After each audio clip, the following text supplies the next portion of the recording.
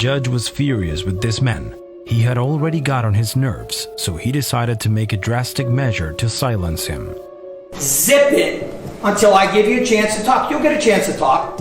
Charged with 3 counts of armed robbery, Franklin Williams came to court and quickly tested the patience of Judge John Russo. I just met this attorney the other day. That's fine. So I came and took my cell phones yesterday, and they came and took all my property out my cell today. Mr. Williams, I'm the judge in the matter. Shut your mouth, and I'll tell you when you can talk. You got it? It's the same rules we played by while we were here in trial, every time we were here for a pretrial. So just follow the same rules. Fair enough? So at this point, I'm going to hear from your lawyers, and that means zip it. But you're not letting me tell That you means what's going on. zip it right now. You trying to? Does that make sense? No, it doesn't. No. Does the comment quit talking? Do you understand that? Because you're trying to take my life. Judge, No. And you're not letting me tell you what's going on. Take It's your not life fair. for what? What do you mean your It's life? not fair. You're trying to take my life. What does that mean? On the document. Again, I'm going to interrupt. Mr. Williams, listen to me. If we have to, I will gag you in 1 second. So listen, you will get a chance to talk. I'm going to gag you in 1 second. So just listen to me. Zip it until I give you a chance to talk. You'll get a chance to talk. I am going to give you a chance to talk. Here it is again. So you said to me you understand this comment. Zip it. Right now. Williams' insistence on talking was already making the judge furious, but after that he went on and on, despite the authority figure asking him to stay silent. Mr. Williams will... Mr. Williams, be very simple to gag you. You'll get a chance to speak. So tell me. Black women just walked in here. Okay, So I have not even been around. Let's None go of back. my peers. I'm zipping. Anything you want to add to your insanity? The defendant really looked like a child who didn't understand instructions, and that's why Judge Russo kept telling him to shut up.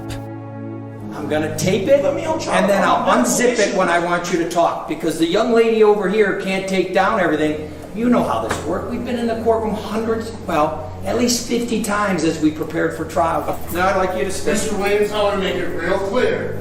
If you spit on, attempt to bite, or injure any of my deputies, you're going to have a bad day. None of that. Oh, you Put the clear? tape on me, man. We done with this shit. That's what it is. We'll go back on the record. Mr. Williams will have a chance to speak. And I'll be monitoring everything I say. The image of Williams with his mouth taped shut generated a lot of comments. Of course, it really was surprising, and as much as he'd already warned everyone out, Judge Russo decided to apologize to the criminal.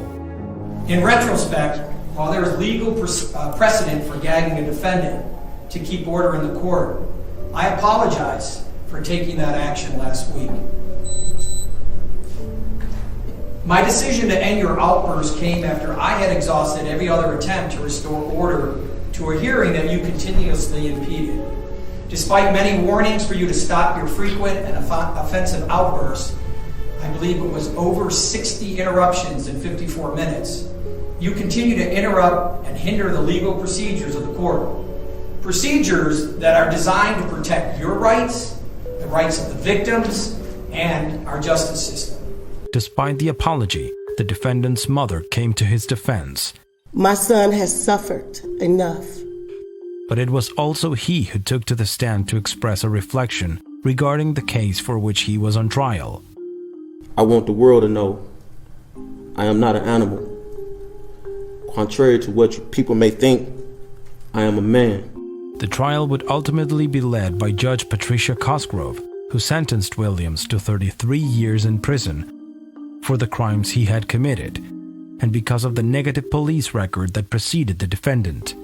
And no, you're not an animal, Mr. Williams, you're a human being. But the question the court has to determine is whether or not you've learned from those mistakes. Attitudes such as the one displayed by Franklin Williams are not uncommon in courts of law, and that is because defendants often become a headache for the judges in charge. So much so that, as happened to John Russo, they end up losing their patience and their control. I'm withdrawing my plea of guilty to not guilty, and I'm withdrawing my plea to appeal. I'm withdrawing my plea to appeal. That completely exhausted the judge's patience, who decided to stand up to the insolent defendant. And if you refuse to sign it, I'll sign it on your behalf because you abused a child years ago. You admitted to me you abused this child. The truth is that it's hard for judges to keep their cool when confronted with people like this. Beyond the seriousness of the offenses committed by the accused, their attitudes in the courtroom are often the ones that end up exhausting their patience. Cases such as that of Franklin Williams aren't unique, who, knowing that he shouldn't interrupt the lawyer, continued to insist until he was completely gagged. Mr. Williams, I want to make it real clear. If you spit on, attempt to bite, or injure any of my deputies, you're going to have a bad day. None of that. Oh, you Put clear. the tape on me, man. We done with this shit. It is what it is. We'll go back on the record. Mr. Williams will have a chance to speak. And I'll be monitoring everything I say.